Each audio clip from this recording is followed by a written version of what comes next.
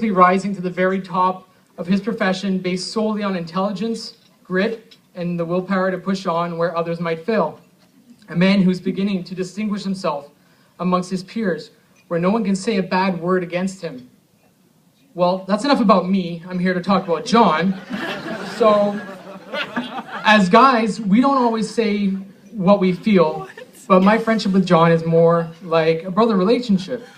The fact is, after becoming friends with Jon's parents, Rachel and Marcel, they came to me and said, Jon is the least trustworthy son they've ever could have asked for, and they wanted me to be his appointed big brother to keep him in line. You see, every time Marcel and Rachel went out of town, they would beg me to babysit him because no one else would babysit an 18-year-old.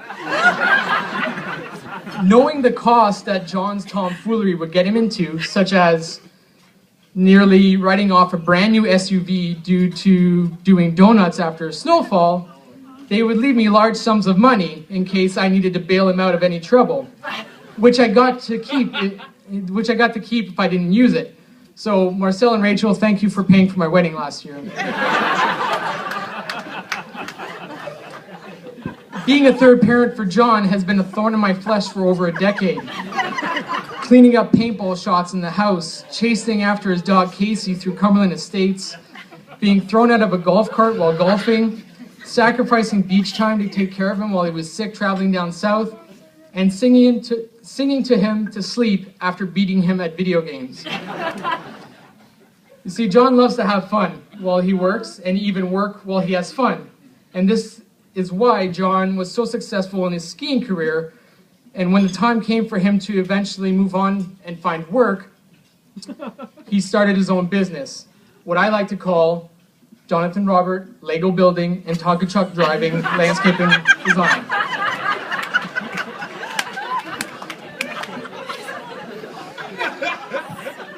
One of Jon's strongest attributes is his willingness to speak whatever's on his mind and challenge anyone he knows about their opinions, convictions, or beliefs.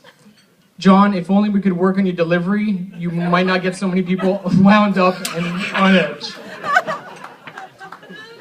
In all seriousness, despite Jon ripping into me 90% of the time, busting my chops on my view of something, or being jealous that I'm better looking than him, his friendship and loyalty are to be modeled.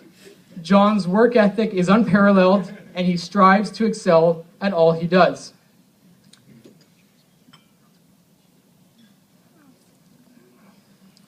Jon, we've been through some very highs and some very lows in the different chapters of our lives, and it's given us character and shaped us into the men of God that we are today.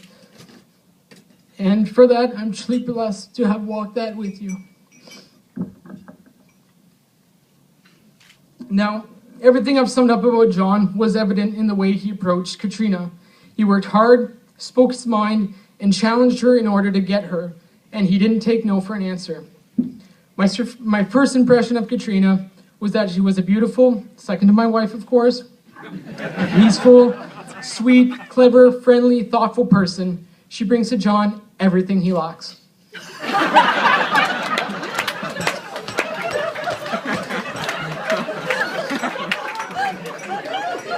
Katrina, if ever you need Jon's attention, make sure you take his toys away, or should I say his tools, in order for him to listen.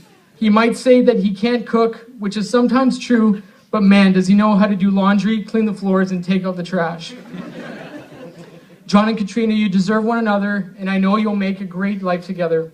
You're among people today who care about you very much and wish you all the happiness in the world.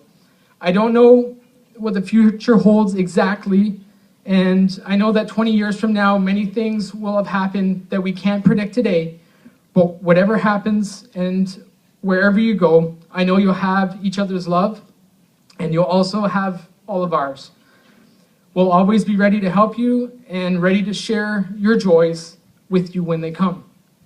So remember that your best investment in your relationship is your relationship with the Lord, and that will filter down into your marriage.